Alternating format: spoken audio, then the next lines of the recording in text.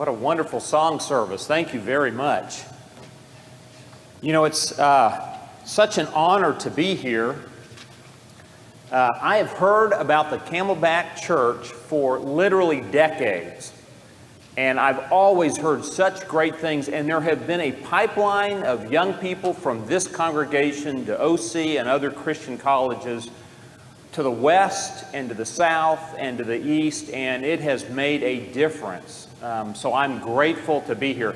Man, and I love the promotional that I got in that second scripture reading. That was great. Although I will tell you, I was scared when all the young people were invited to leave, and it seemed like they all wanted to leave, and I was thinking, I hope they don't invite the adults to leave right now. That could be bad as well.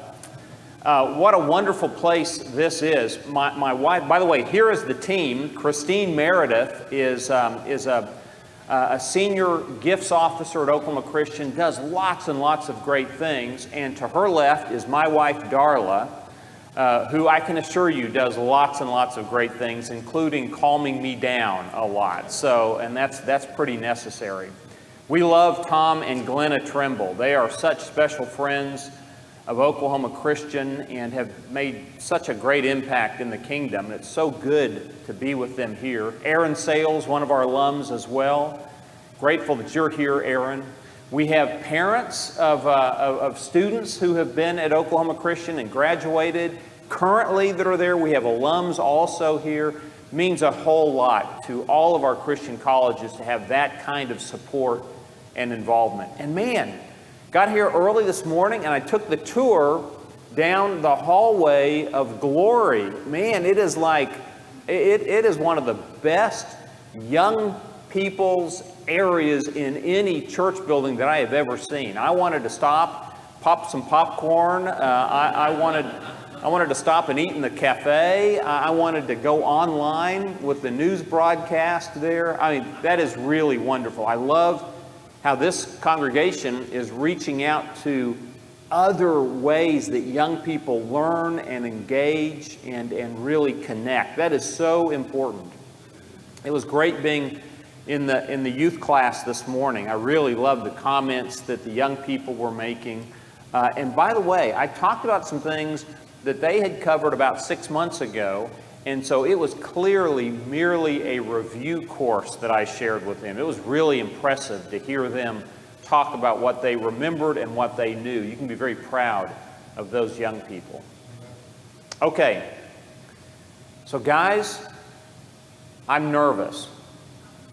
And I'm nervous every time I get ready to speak. And it all goes back to something that happened when I was 16 years of age, which I can assure you was a long, long time ago.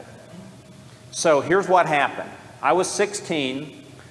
There was a small church called the Moody Church of Christ that was right outside of my hometown of Tahlequah, Oklahoma. My grandmother was related to half of the people at that little Moody Church of Christ, and that's why I got invited to preach there one Sunday morning. I wasn't very good, but they all wanted to see my grandmother. So she went with me. I'm preaching away. It's in the month of July or August. All I remember is it was hot. Now, the difference, it was humid also there, okay? So a little bit different than what you all might see in July and August. So I'm up on the stage. I am preaching away, and the room is getting hotter and hotter and hotter. I take my jacket off and I lay it down and I keep preaching. And then my eyesight is beginning to play tricks on me. It's kind of getting gray in the periphery and it's beginning to work its way toward the middle. I kind of have tunnel vision. Then the room starts to spin.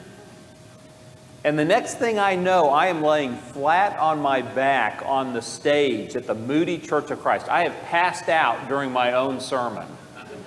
6 adults are bent over around me. An older gentleman says, "He's coming to, let's give him air." They helped me to my feet, and I did what any self-respecting 16-year-old wannabe preacher would do. I finished my sermon.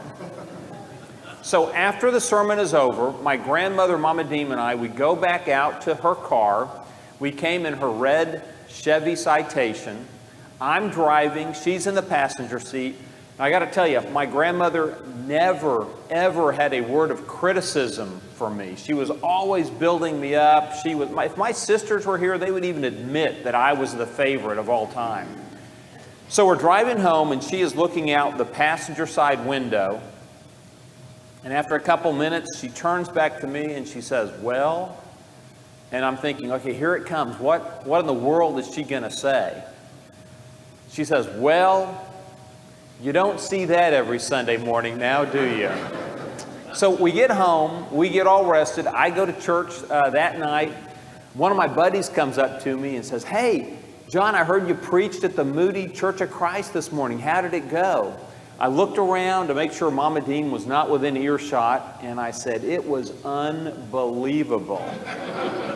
And he said, "Unbelievable? What do you mean?" I said, "It was unbelievable. I had 6 people come forward during my sermon this morning." So if I kind of heat up and take my jacket off and pass out, I need 7 of you all, please, to come right down. By the way, one of the elders gave me a note and asked me to read it. Let's see what it says. "Dear guests, thank you for being here this morning. Please know John is not our regular preacher. As far as we know, John is not anyone's regular preacher. Please give us a second chance and come back next week. Sincerely, the elders." Okay, well, thank you very much.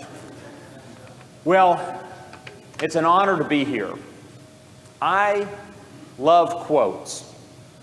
I love to hear what other people say, and I like to repeat those quotes sometimes because often they make me sound smarter than I am or more insightful than I am, or they help me out in an area of my life that I need. So here are 3 quotes that are some of my favorites. One, Darla had on our refrigerator for a long time. It's from Louisa May Alcott. She says, "I'm not afraid of storms because I'm learning to sail my ship." I kind of like that. Okay, how about this quote? Who said this? "Today you are you that is truer than true. There's nobody alive who is youer than you." Who said that? Dr. Seuss. What a well-read audience this is. Okay, very good. And you can't really share quotes unless you share one from that great philosopher Yogi Berra. He said, "Always go to other people's funerals, otherwise they might not come to yours." Yeah, think about that for just a minute, okay? But you know, there are other quotes that really mean even more for me because they answer dilemmas that I have in my life. And I've got a lot of dilemmas in my life. One dilemma I have is that sometimes I get discouraged. Sometimes I think that this particular situation or this particular issue or this particular person is never going to change. And often that particular person is this particular person right here. And so I become discouraged. You know, really though, I think there is a long history of God's people becoming discouraged. They see situations and they think they're never going to change. I mean, think back. Think in the Old Testament. There you are. The Israelites have been enslaved for 400 years by the Egyptians. Their great-grandparents and grandparents and parents and them and their children. It's always been like this. And slavery to the Egyptians is always going to be how it is. And so they're discouraged. And then Moses comes on the scene. Or he comes back on the scene and everything changes. Or maybe they have actually just been released by the Egyptians. And they are racing away from them. And they're not leaving as poor former slaves. They're pretty wealthy because the Egyptians gave them anything they wanted to get out of town and out of their country. But they get up to the Red Sea, and Pharaoh has changed his mind, and he's thundering toward them with chariots, and they can't go forward, and this looks bad coming up behind, and so they become discouraged. The people of God become discouraged. Then Moses steps up with that staff that God made pretty special, and he raises the staff and the waters part and they move forward. Or maybe generations later, the people of God, the followers of God, they are coming face to face with their enemies, the Philistines. Philistines are on one hill, they're on another hill, and there is a valley. And twice a day, the champion of the Philistines comes into the valley and makes fun of them and their king and their God, and they become discouraged and think there's no way we can defeat that champion of theirs, Goliath. And then young David shows up with food for his brothers, and he goes out and challenges Goliath, and everything changes. Or maybe you are a follower of God out on the edge of the empire, and you have just heard the worst possible thing. You've just heard that the king has just made an edict that cannot be changed that says, at this date in the future, the Jews are fair game. You can kill them and take whatever you want, and you know that that is not going to change, and you become discouraged. And then Mordecai talks to Esther, and Esther intervenes, and everything changes. But God's people don't just become discouraged in the Old Testament. They become discouraged sometimes in the New Testament. So think about this.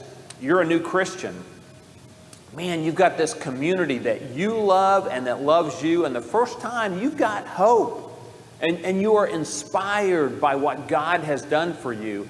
And you're in this big bustling metropolis of Damascus, and then you hear the worst possible news. This guy named Saul of Tarsus, who is zealous for the Jewish faith, the same fellow who has stood by and witnessed as your brothers have been martyred, he held the coats while Stephen was killed.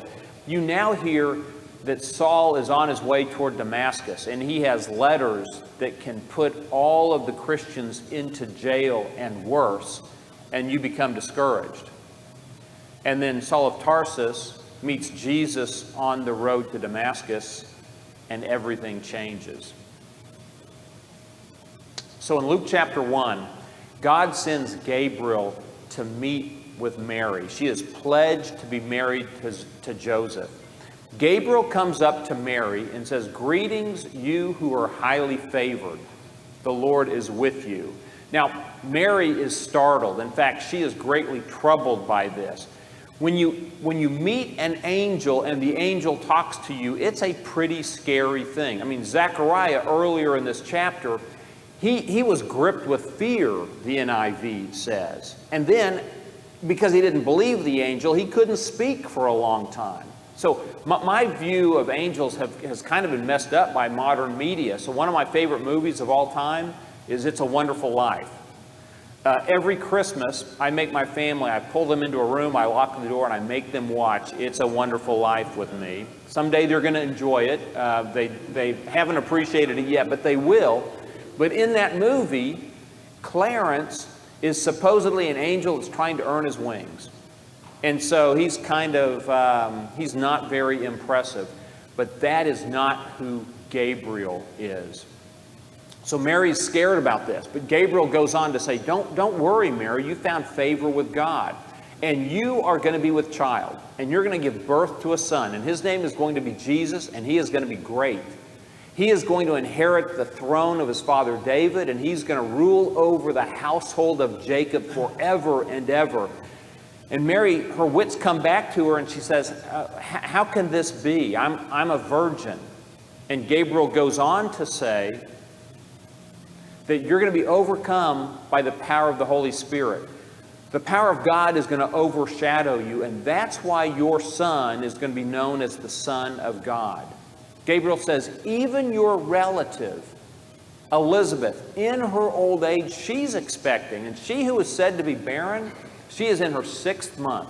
Now remember, my dilemma is, sometimes I get discouraged. I think something's impossible and it's not going to change. The quote that saves me from that is Luke chapter 1, verse 37, when Gabriel says, "For nothing is impossible with God." So back in the late 1980s, there was a devastating earthquake that hit a small Eastern European country, Armenia. It was devastating. It was about an 8.2 on the Richter scale in the span of 4 minutes or so. 30,000 people lost their lives. There's a story of a young father who, as soon as the earthquake ended, raced home to check and make sure that his wife was okay, and she was. Then his next step was to race to the school where he had taken his young son Ahmad, to school that morning. You see, he had always told Ahmad that no matter what, I will be there for you. He races to the school, he gets there, and he's devastated at what he sees. The school has essentially, it's as flat as a pancake. And he is struck with, this destruction. He thinks to himself, okay, where would Ahmad have been in class when this happened? And he realized it would be on this particular corner. So he goes to that corner, and he begins removing the rubble. Now, other parents are coming up, and they're saying, it's too late. Our children are dead. They're wailing. They're saying, you need to stop doing this. And Ahmad's father says, will you help me? Firefighters come in and say, it's dangerous here. There are gas lines that are at risk of exploding. You need to stop this. And Ahmad's father keeps pulling stuff out.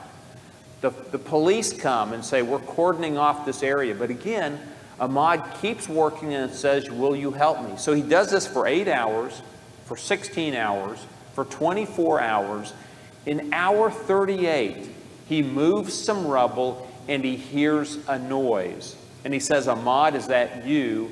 And he hears his son's voice come back, say, Dad, I knew you would come for me.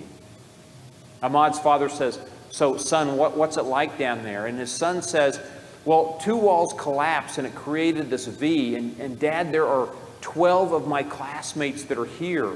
And I told them that if you were alive, that you would rescue us because you always told me that you would come for me.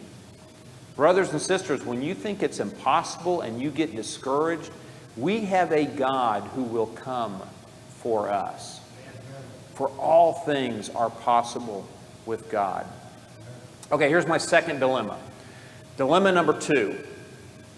Sometimes I lose my balance. Yeah, physically, but I'm really not talking about that. I'm talking about emotionally or spiritually or intellectually. Sometimes I lose my balance because in today's world, there are so many voices that are calling me to listen to them and to believe like them. So it's on the internet. It's on television, it's in the news, it's among my friends and coworkers. People want me to believe whatever it is they are selling at the moment. Believe like me. What voice do I listen to? So in Luke chapter 9, Jesus takes 3 apostles, Peter, James, and John, up onto a mountain to pray. By the way, this is 8 days after Peter has maybe had the peak of his spiritual life when he says, in answer to a question that Jesus asked, Peter says, you are the Son of God. You are the Messiah. And Jesus says, man, this wasn't given to you by someone on earth. This is from God. Right after that's a high point. Isn't that great? And Peter successfully crashes and burns right then when he, in just moments later, says something to Jesus about, we're not going to let this happen to you. And Jesus says, get behind me, Satan. 8 days later, though, Jesus takes these 3 apostles up on the mountain to pray. And they begin to pray, but the apostles get sleepy. Now, friends, this is like a triggering thing for the apostles. It seems to me that when these 3 guys go off with Jesus to pray, they always get sleepy. It happens in the Garden of Gethsemane. It happens here on the mount that we know as the Mount of Transfiguration. So what's a triggering event? Well, that's when you're in a situation and kind of the same thing seems to happen. You seem to have the same temptation or the same thought or the same reaction. So here's one for me. Back before COVID, Darla and I used to love to go to movie theaters. We used to like to watch movies, and I love popcorn.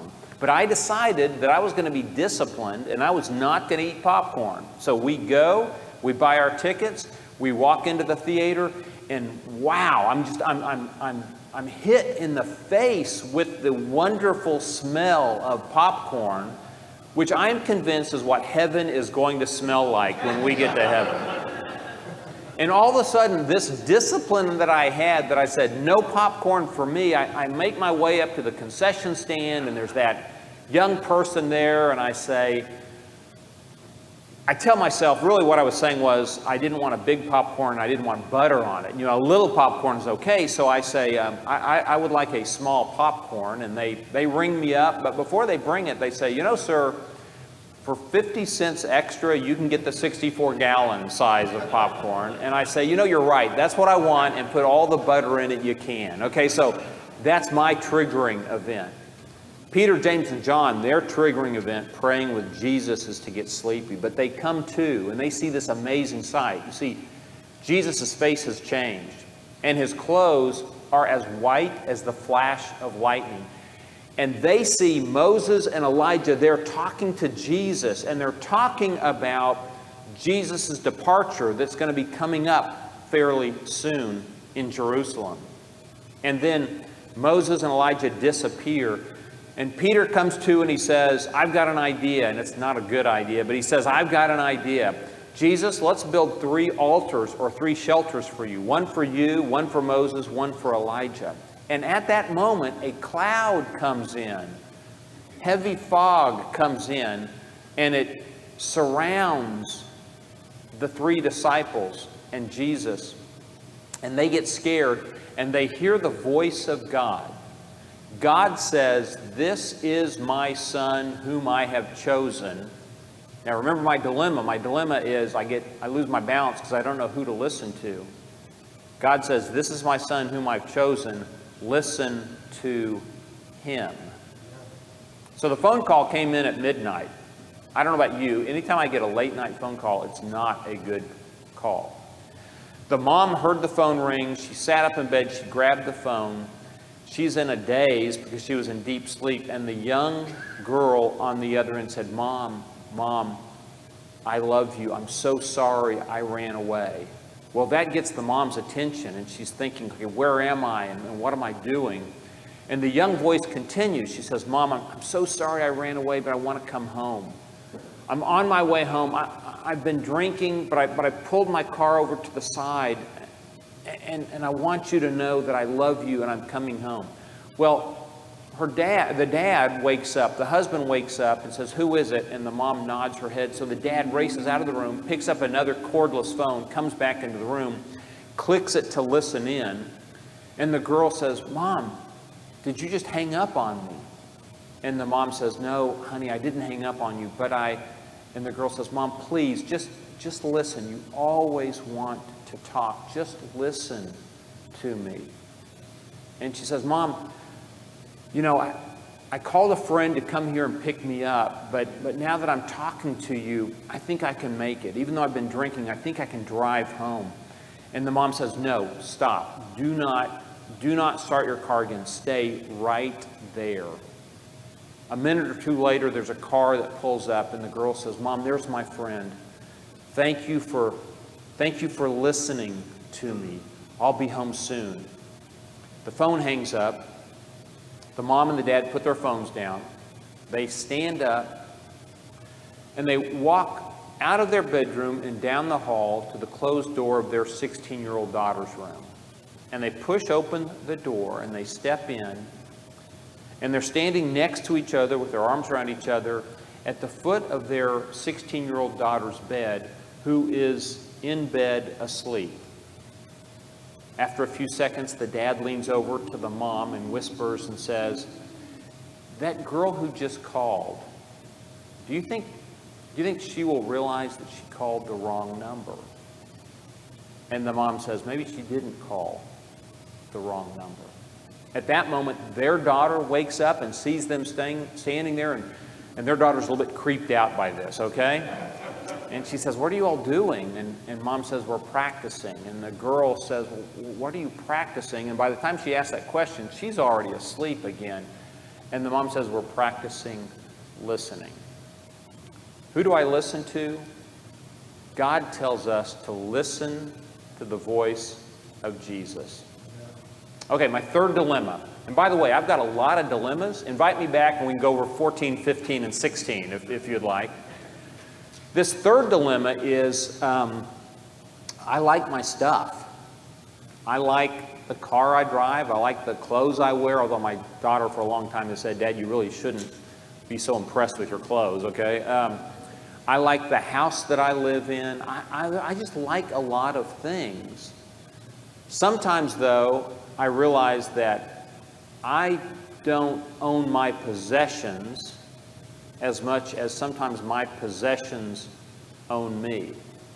We had a brother back in the 60s, a brother in Christ who actually went around the country debating an atheist who was pretty well known at the time.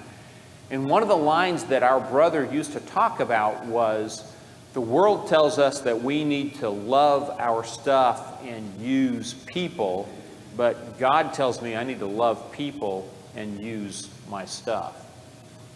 So in Acts chapter 20, Paul is racing towards Jerusalem. He wants to get there by Pentecost. But he also wants to connect with the elders, the leaders at the church at Ephesus. So he gets to Miletus, and he sends word for them to come and see him. And they do come and see him. And he sets them down, and he says, this is the last time we're ever going to talk. And it makes them very sad.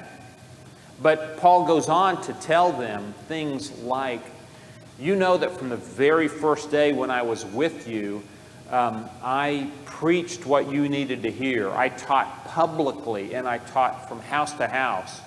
I talked to the Jews and to the Gentiles. I said, we need to turn toward God and put our faith into Jesus.